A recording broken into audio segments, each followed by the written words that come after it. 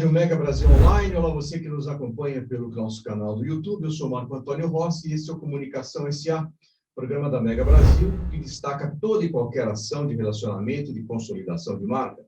Aqui também falamos sobre novas iniciativas de negócio, análises de mercado, lançamento de produtos e serviços e de ações que impactam positivamente a sociedade. Antes de dar início ao programa de hoje, quero deixar aqui um convite para que você que nos assiste pelo YouTube, que se inscreva no canal, curta a nossa página e clique no sininho de notificação. Assim terá acesso a esse e a outros conteúdos produzidos nesta plataforma pela Mega Brasil. Quero aproveitar também para lembrar que o Comunicação S.A. da próxima semana terá uma edição especial e excepcionalmente veiculada na segunda-feira, dia 16 de maio, às 17 horas, às 5 horas da tarde. E a mudança tem uma boa justificativa, pois a pauta do programa é o lançamento da 13ª edição do Anuário Mega Brasil de Comunicação Corporativa, uma publicação bastante esperada pelo mercado, que traz entrevistas, artigos, pesquisas, e que dá um panorama completo da evolução desta nossa atividade, que no último ano, aqui já dando um spoiler da entrevista que farei, ultrapassa os 4 bilhões, com B de bola, de reais em faturamento. Então, anote aí na sua agenda, Comunicação S.A. especial, com o lançamento da edição 2022 do Anuário Mega Brasil de Comunicação Corporativa, na próxima segunda-feira, dia 16 de maio, às 5 da tarde, neste e nos demais canais de streaming da Mega Brasil.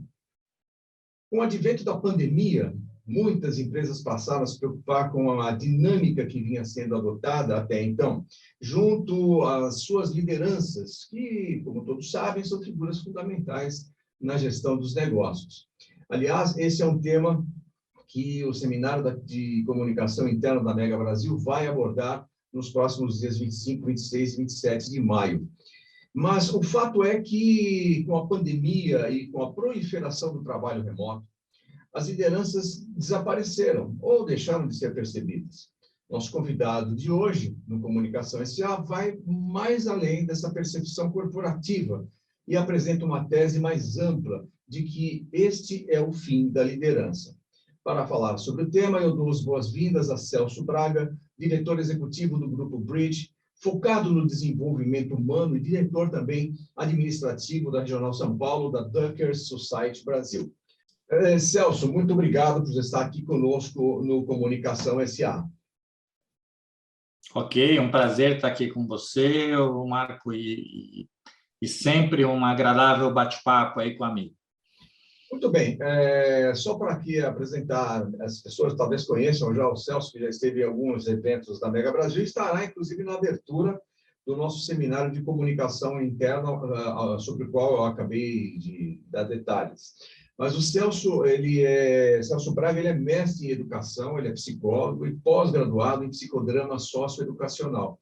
Ele reúne experiência de mais de 30 anos na área de desenvolvimento educacional em organizações e também em desenvolvimento de estratégias organizacionais, planejamento estratégico, projetos educacionais. Ele é palestrante internacional e escritor com 11 livros lançados até aqui.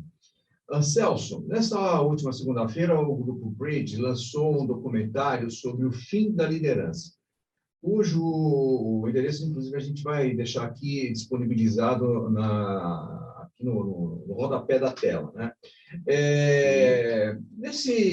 Nesse documentário, Celso, que tem o nome sobre o fim da liderança, como eu disse, né? Você faz um resgate histórico da liderança e o papel do líder. Mas fica aqui a impressão, Celso, de que vivemos uma espécie de crise institucional de liderança. Diante disso, eu faço aqui duas questões para a gente abrir o nosso bate-papo de hoje. A sociedade vive, de fato, uma crise de liderança em todos os seus estratos. E se existe essa crise de liderança, ela que você aponta, inclusive, ela é um fenômeno global ou ela é um problema exclusivamente made in Brasil? Então, nós vivemos, sim, uma crise de liderança.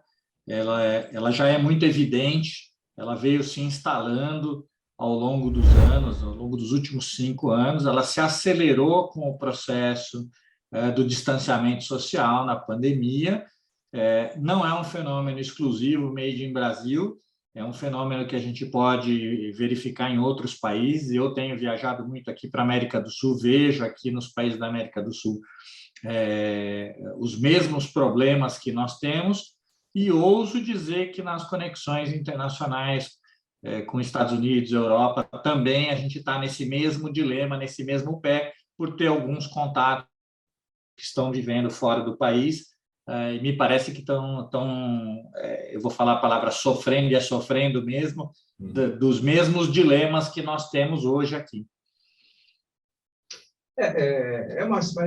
Mas é um fenômeno que a gente pode atribuir para um aspecto organizacional, porque esse, de fato, como você bem lembrou, com a pandemia, ele ficou bastante agravado, né? A lida com os líderes das empresas, nas empresas, melhor dizendo, e até a identificação deles ficou muito dificultada, obviamente, por conta do trabalho remoto. Agora, no documentário você aponta vários aspectos que vão desde a educação, desde a infância, e isso vem com uma espécie de uma influência que acaba desaguando nesse momento que a gente está. É isso? Quer dizer, a pandemia seria só mais um ingrediente? É só mais um ingrediente, sim. O que a gente vem vivendo, e isso eu falo um pouco aí no documentário, né? A gente viveu desde a época em que a gente começa a ter uma centralidade maior no conhecimento, e o conhecimento começa a ser distribuído com mais força ao longo do caminho. Isso, a internet tem a ver com isso, a aceleração dos processos de comunicação, a gente ser capaz de viajar para outros países muito mais do que antes. Nós fomos meio que nos padronizando ao longo do caminho. E hoje você vê crianças que questionam seus pais, que os pais não sabem mais dizer não sabem mais acertar os limites, então a criança pode tudo, e esse pai que não diz não deixa essa criança insegura porque ela pede certos limites.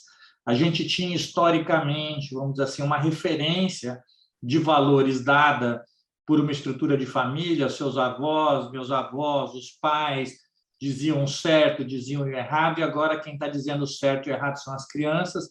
Elas fazem isso com os pais, começam a fazer isso na escola, e aí vão desembocar ao longo do caminho nas novas gerações, nas empresas. Os colaboradores mais jovens, eles trocam de empresa como quem troca de roupa, não tem vínculo, não tem tempo. A pandemia acelerou, porque daí você contratou gente na pandemia, você tem gente jovem, gente que não se sente mais naquele lugar como um lugar para chamar dela, entendeu? Então, o lugar dela é ela mesma. Então, como ela é o centro de tudo, ela sabe tudo e ela pode tudo, ela escolhe o que ela quer fazer, o que ela quer deixar de fazer. Então, você não tem mais a liderança com aquele ponto de segurança, aquele ponto de contato que dá uma base de sustentação, dá uma segurança psicológica para isso. Quando o líder perde esta função, quando os pais perdem essa função, eles entram em estado de ansiedade, burnout, dúvidas sobre si mesmos, se estão no caminho certo, se não estão no caminho certo. Então, esses fenômenos que trazem essa crise mais evidentemente estão desembocando realmente na saúde humana, na saúde física, na saúde emocional dessa liderança. Então, é uma crise bastante séria, viu, Mário? Não? O Celso, eu estou conversando com o Celso Braga, ele é diretor executivo do Grupo Bridge, e lançou ontem, como a gente vem comentando aqui, desde o início do nosso bate-papo, um documentário, o grupo lançou um documentário sobre questionando, né, o papel da liderança e afirmando ali, inclusive no título, que é o fim da liderança. Agora, Celso, essa contestação é algo geracional, né? Porque esse posicionamento de que eu sei mais, enfim, eu quero lembrar a década de 60, por exemplo, que foi uma década de revoluções, de costumes, sobretudo, muito questionamento, mas, de certa forma, o papel da liderança ele não se perdeu naquele contexto histórico tão importante que a gente viveu na década de 60, aquele movimento de transformação. O que aconteceu agora de diferente que faz em que aquela contestação, que é uma coisa quase que própria do jovem, né, de contestar o mais velho, eu sei mais do que você, eu não sei você, eu já passei por essa fase também, Sim, também. mas eu tinha um medo danado da minha mãe. E aí, o que aconteceu? A era digital é um ingrediente que vem aí interferir de uma forma muito incisiva nesse processo, na medida em que ela sempre privilegia o indivíduo. O que é que acontece? Eu fiz aí a gente fez uma pesquisa extensa para poder chegar nisso, né? Nós temos um fenômeno aí que é a ascensão do iluminismo, quando você começa a ter o questionamento sobre as liberdades, o questionamento sobre realmente se o que vale ou quem vale, e aí o conhecimento passa a ser, vou falar assim, o produto da certeza, e aí o indivíduo vai tendo essa certeza, quanto mais conhecimento ele tem, mais individualista ele fica, mais egoísta ele fica, e a gente foi se individualizando, a gente foi se tornando centrado em si mesmo, a gente foi se tornando lobo da gente mesmo, né? O homem lobo do próprio homem, e a gente foi ficando, se fechando, se fechando, se fechando. Só que o ser humano ele tem uma característica muito significativa, porque ele só existe por causa do outro. Ele só existe em relação com o outro. Então, quando você tem uma cisão entre as crianças, os seus pais, e as crianças começam a determinar o que é certo, o que é errado, e os pais já não dizem mais não, já não colocam mais esse fenômeno. Quando nas empresas a gente começa pela evolução saudável, no sentido de aumentar a participação das pessoas, da contribuição, a gente chega num certo limite onde a pessoa chega e fala assim, eu sei mais que o líder, esse líder não sabe nada, eu sei mais que a empresa não sabe nada, eu posso mais que esse espaço que estão me dando, esse espaço é pouco para mim, e eu começo a não ter mais um lugar, o meu lugar sou eu em mim mesmo, eu sou a minha morada, a minha casa, o meu dono, e aí isso torna a pessoa tão egoísta, tão centrada em si mesma, que ela entende que precisa mais do outro, que é um entendimento ruim, porque não é verdade, nós precisamos do outro. Então, no meio dessa contestação, você vê muitos colaboradores nas organizações contestando seus líderes. Esse líder é ultrapassado, esse líder não serve para mim, ele não é moderno, ele não faz direito, ele não me ouve direito. E aí essa contestação, o líder fala assim, mas eu digo sim, eu digo não, eu digo que pode, eu digo que não pode. Eu posso contar um caso interessante, por exemplo, um diretor de uma empresa trabalhando com a gente, ele fala assim, olha, eu estou num dilema, eu fui fazer a reunião com a pessoa 10 horas da manhã e claramente a gente remota, eu vi que a pessoa estava meio de roupa de piscina. E eu não aguentei e perguntei, você estava na piscina? A pessoa falou, eu estava. Eu não estava com muita coisa para fazer, mas ele estava no horário contratado de trabalho dizendo que não tinha muita coisa para fazer.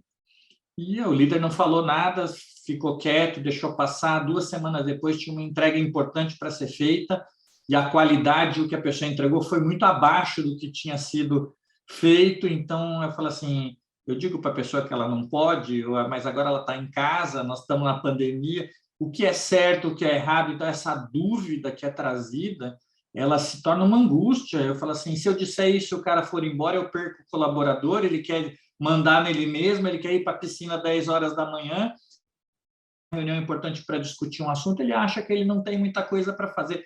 A hora que você traz isso dentro desse contexto, a pandemia levou as pessoas para dentro de casa, elas passaram a ser donas de todo o seu espaço.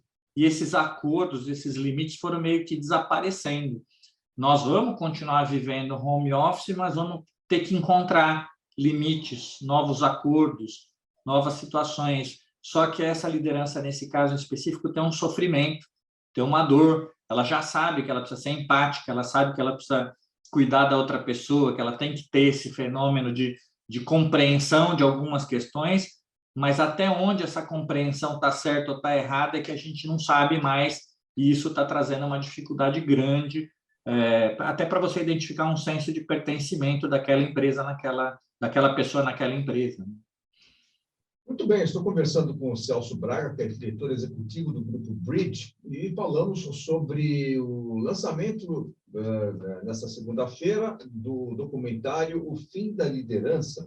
Lembrando que o Celso estará conosco também na abertura do Seminário Mega Brasil de Comunicação Interna, que também questiona todos esses aspectos, obviamente focado mais ao aspecto da comunicação mesmo, né? Mas o Celso estará conosco abordando essas questões também. Celso, a gente vai para um breve intervalo e voltamos dentro de instantes com mais Comunicação S.A. Até já.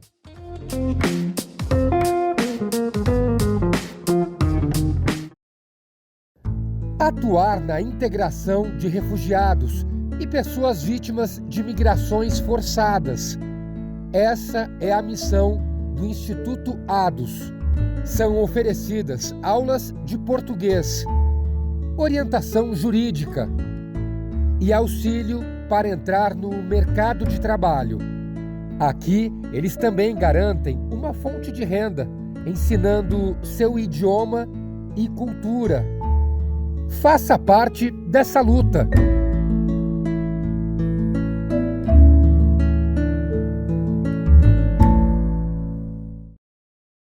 Como queremos ser lembrados? 100 mil mortes em agosto.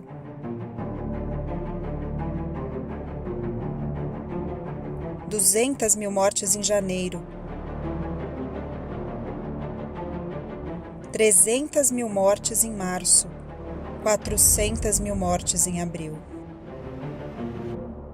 Em junho de 2021, a marca das 500 mil pessoas que perderam a vida por causa do novo coronavírus no Brasil. Este número representa mais de 13% de todas as mortes do mundo pela Covid-19. E isso apesar de o país possuir menos de 3% da população do planeta. Somos o segundo país do mundo em número de vítimas fatais da Covid-19. E estamos entre os 10 com o maior número de mortes por milhão de habitantes. 500 mil pessoas perderam a vida. E milhões de brasileiros perderam seus companheiros, companheiras, familiares, amigos, colegas e vizinhos. Precisamos fazer melhor daqui para frente. Precisamos fazer melhor imediatamente. Distanciamento social, higienização, máscaras e vacinas. É isso que protege contra o vírus. Pode ser óbvio, mas não podemos parar de repetir. Seguir essa receita é sinal de empatia, responsabilidade e cidadania. E combater a desinformação e as fake news sobre a Covid-19 ajuda muito. Afinal, como queremos ser lembrados daqui a alguns anos? Como pessoas que fizeram a sua parte durante a pandemia ou que deram de ombros para o problema? 500 mil mortes é um preço muito alto. Precisamos fechar essa conta. Para enfrentar a realidade, só existem 2 caminhos: a ciência e a consciência.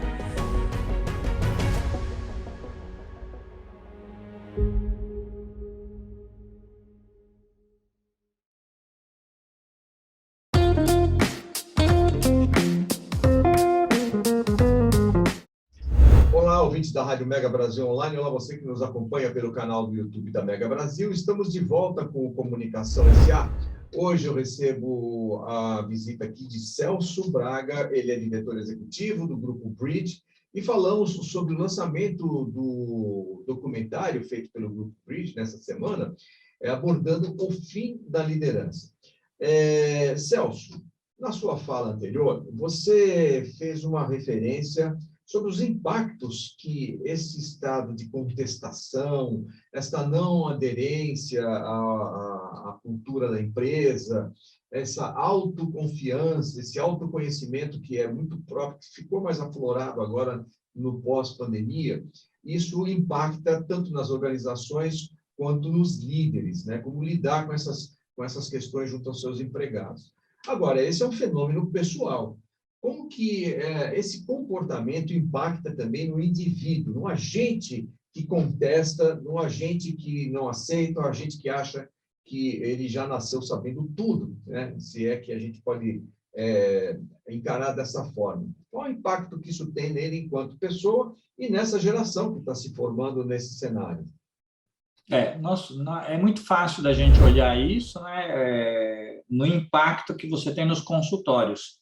Os consultórios de psicologia estão abarrotados, porque, principalmente os adolescentes, não tendo uma direção, eles perdem o que a gente chama de segurança psicológica. Não tem um agente que lhe dá a trilha, aquele caminho que ele deveria seguir, o certo e o errado. Como o certo e o errado são tão abrangentes, ele questiona a si mesmo e ele fica perdido, ele fica sem esse ponto de referência. A função da cultura, né? A gente fala isso, né, no Antigo Egito, nas tribos, dar um sentimento de pertencimento e de encaminhamento de certo e errado, que fazem com que você tenha segurança de que o que você está fazendo te coloca para dentro de um certo coletivo. Então, essas pessoas que hoje se tornaram tão individualistas, tão centradas em si mesma, mas vazias de propósito, vazias de sentido, se apegando a qualquer coisa para poder estar em evidência. Então, você vai ver que, vamos falar assim, é uma condição imagética. Você vai ver elas no TikTok, você vai ver elas no Instagram, você vai ver elas nas mídias sociais se apresentando como pessoas que estão felizes, mas você vai conversar com a pessoa, ela está totalmente infeliz, ela está totalmente sem rumo, totalmente perdida. Então, ela está criando essa tentativa de chamar uma atenção para si e achando mecanismos que são mecanismos ruins para fazer isso, que é uma contestação que não é a contestação positiva do jovem buscando a sua independência, mas a contestação simplesmente para preencher um vazio. Então, a gente tem um fenômeno aqui na região que eu vivo, por exemplo, e aconteceu em Brasília também, saiu nas notícias aí, né? Alunos de escola colocando que, olha, teremos um massacre na escola. Então, escrevendo nas paredes da escola, teremos um massacre na escola. E a escola suspendendo as aulas porque os alunos estão prometendo um massacre na escola, simplesmente porque o vazio precisa ser preenchido por alguma coisa. Então, a gente vê isso acontecendo, já está dando sinais muito evidentes para todo mundo, mas as pessoas não se aperceberam de que tem que retomar a sua liderança. Então, é o fim da liderança num certo aspecto, mas é um recomeço, é um fim que pode ser um recomeço, de você retornar a uma liderança que chama a responsabilidade por essa direção, por esse encaminhamento, e que deixa de ser aquela liderança técnica para ser uma liderança que traz a inteligência emocional, traz a confiança, traz a segurança psicológica. É um outro tipo de abordagem de liderança que a gente está vivendo nessa transição. Agora, isso corre, eu queria até aproveitar a sua experiência na psicologia, isso corre o risco de se tornar um problema de saúde pública, na medida que tem uma geração envolvida, né, com essa... Eu ousaria dizer aí, Marco, que já é, entendeu? Se você for hoje para dentro das organizações, a questão emocional está muito evidente. Nós temos muitas pessoas, e a gente pode falar pessoas surtadas, entendeu? Pessoas que não estão sabendo se posicionar, pessoas que estão angustiadas, que não sabem como caminhar pelas coisas. Então, eu escuto todos os dias pessoas falando que não sabem lidar com esses conflitos, com essas angústias, com essa situação. Então, a gente está vivendo essa efervescência. Às vezes, a gente pensa, olha, é legal, a pessoa voltou para casa, ela tem um benefício, vamos dizer assim, no trânsito, e realmente é um baita benefício, principalmente numa cidade como São Paulo. Por outro lado, a gente estava outro dia conversando num grupo de diretores de uma empresa e o pessoal, olha que legal, você pode nascer o seu filho e você está em casa, e o cara do outro lado começou a chorar. Ele falou, não, para mim está sendo péssimo, está sendo horrível, não pelo nascimento do meu filho, mas porque eu não tenho nenhum lugar para dar vazão às minhas próprias coisas. Quando eu estava no escritório, a gente saía e descia, caminhava, aquela caminhada no almoço que eu conversava com a outra pessoa, era uma coisa que me aliviava. Hoje eu estou vivendo só isso, trabalhando 12, 14 horas por dia, atendendo também as necessidades dessa criança que nasceu, mas eu não tenho onde me pegar. Eu fiquei sozinho. Então, a gente está vivendo um problema de saúde pública grande, que não se atentou para isso, mas se você for pegar índices de ocupação de consultório, você vai ver que o índice de ocupação de consultório está absurdamente elevado e problemas emocionais nas organizações também absurdamente elevados. As empresas tendem, às vezes, a ocupar, já que falamos de políticas públicas ou de saúde pública, as empresas tendem a ocupar alguns espaços que seriam reservados ao poder público, ocupando e desenvolvendo políticas públicas como de inclusão, ocupação de educação, ocupação até territorial, enfim, saneamento. O que a empresa pode fazer diante de um quadro desse que é emocional e que, como você já lembrou aqui, já se transformou numa questão de saúde pública? Então, nós temos feito alguns programas que a gente chama, inclusive, de acolhimento emocional, onde a gente discute com os líderes situações que eles estão vivendo e que não sabem lidar, onde eles têm espaço para falar das suas próprias angústias, das suas próprias dificuldades. A gente tem feito reconexões de grupos conversando sobre suas dores, né? Então, recentemente eu fiz um trabalho com um grupo que foi muito interessante. O grupo, na pandemia, demitiu uma quantidade de pessoas grande e a empresa grande se reorganizou, se retomou, está fazendo resultados, as coisas estão acontecendo, mas nós fizemos uma integração com um grupo de 50 pessoas, eu dividi o grupo em 5 subgrupos para contar um pouco sobre a história, e cada grupo, quando foi expressar, todos os cartazes de todos os grupos tinham cruzes negras. Quer dizer, falando sobre aquele momento de ruptura com as pessoas que viviam anos e que se afastaram das pessoas. Ao falar sobre aquilo, as pessoas se emocionaram e se reconectaram. Então, você ter um espaço de diálogo sobre as dores que você está vivendo pode te reconectar. Então, as empresas que estão permitindo que esses espaços aconteçam, tanto para os líderes quanto para os colaboradores, estão tentando resgatar, reconectar. E a volta ao escritório, por exemplo, né, que a gente está falando 2x3, 3x2, né, 3 dias presenciais, 2 virtuais, ou 2 presenciais, 3 virtuais, quando se volta ao escritório, não se volta para as tarefas de computador, você não está sentado na frente do computador ou não está fazendo só a parte mecânica, você volta para diálogo, você volta para profundidade, você volta para encontrar as pessoas, você volta com uma outra pauta da liderança, que não é a pauta técnica. 90% da pauta das pessoas é organizar, né, dos líderes, é organizar as pessoas, organizar esse emocional, esse acolhimento, essa segurança psicológica que tem que ser dada para os indivíduos. Então, essa é a grande transição e transformação, por isso que a gente fala, é o fim da liderança como a gente conhecia, e é um recomeço de uma liderança onde a gente fala mais humanizada, mais capaz de lidar com assuntos humanos, né? É curioso que, recentemente, uma grande multinacional que a gente trabalha há muitos anos lançou o que ela chamou de leadership traits, né? E esses leadership traits são competências de liderança para o futuro. São todas humanas, nenhuma é técnica. Então, é muito curioso, né? Muito bem, a gente está conversando com o Celso Braga, ele é diretor executivo do Grupo Bridge, e falando aqui sobre o fim da liderança. É um documentário que circula desde ontem, nos endereços que você confere aqui embaixo da tela. A gente vai para um breve intervalo, Celso, e voltamos dentro de instantes para a última parte desse nosso encontro de hoje, Comunicação S.A. Até já.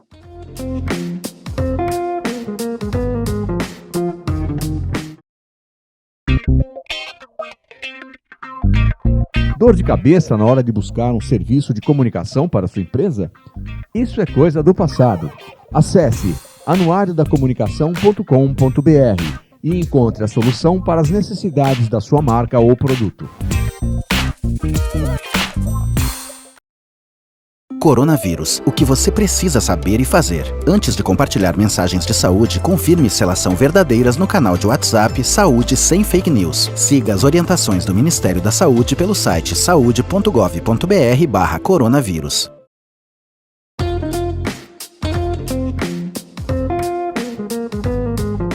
Olá, ouvintes da Rádio Mega Brasil Online, olá você que nos acompanha pelo canal do YouTube da Mega Brasil. Estamos de volta com a última parte do nosso encontro de hoje no Comunicação S.A., em que temos aqui o prazer de receber o Celso Braga, que é diretor executivo do Grupo Bridge, e fala conosco sobre o documentário que publicaram, o Grupo Bridge publicou ontem, você confere o endereço aqui abaixo, sobre o fim da liderança. Lembrando que o Celso estará conosco também na abertura do seminário da Mega Brasil, o 11º Seminário Mega Brasil de Comunicação Interna e Relacionamento com Empregados. Celso, você, na sua fala anterior, aproveitando, você fez uma referência à humanização, que agora as relações terão que ser mais humanizadas, mais próximas, mais acolhedoras.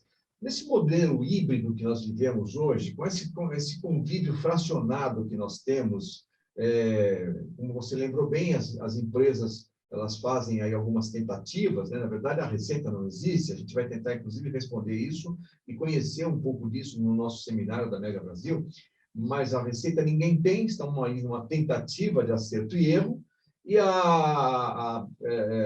muitas vezes a empresa nem obriga o funcionário a voltar. Como que resolver essa relação entre liderados e liderança nesse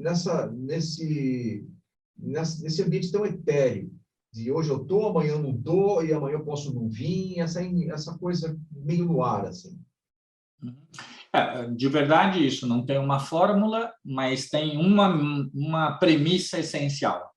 Não pode ser eu estou, eu não estou, e qualquer hora eu estou, qualquer hora eu não estou. Eu preciso de um drive. Ou vou estar 2 dias, ou vou estar 3 dias, ou vou estar 1 dia, ou não vou estar nenhum dia. Uma vez que você tomou uma decisão sobre isso, você começa, então, a construir como você vai fazer a relação a partir disso. Como a relação vai acontecer no dia em que você vem. Então, no dia em que você vem, ao invés de colocar você numa atividade que você vai ficar sozinho, você vai ter uma atividade de construção coletiva, de diálogo, de discussão. No dia que você vem, é o dia que nós vamos fazer celebrações. O dia que você vem é o dia em que nós vamos encontrar oportunidades de transformação. Então, o dia em que você vem, nós temos que ter um jeito novo para tratar você. Então, não é mais, olha, pega o projeto, vamos fazer o follow-up. Isso aí eu faço pelo computador, o follow-up do projeto. Quando você está, eu tenho que falar assim, Marco, como você está? O que você está vivendo? O que você quer dizer para mim? Quais são as coisas importantes? Como que a gente faz para a gente evoluir, né? Vamos aprender, então vamos criar um dia em que a gente vai estar junto, mas é o dia da gente trazer um aprendizado para situações novas e complexas que nós estamos vivendo. Nós vamos encontrar as respostas juntos. E isso você não consegue fazer com perfeição pela tela. Você não consegue fazer com perfeição à distância, entendeu? Então, eu acho que a gente vai ter esse tipo de abordagem. A gente tem que ter definições de como vai ser, não pode ficar livre, e a partir dessas definições eu encontrar o formato de funcionamento. Eu conheço uma empresa que recentemente, sei lá, 6 meses antes eu conversei com um dos vice-presidentes, ele falou assim, não, nós não voltamos mais.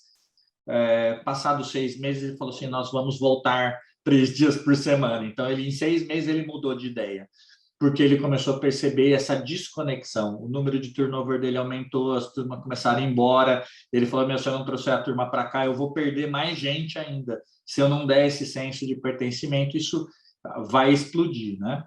E só para a gente não fazer confusão, Marco, assim, humanização é mais humano quanto mais você usa das suas potencialidades e capacidades.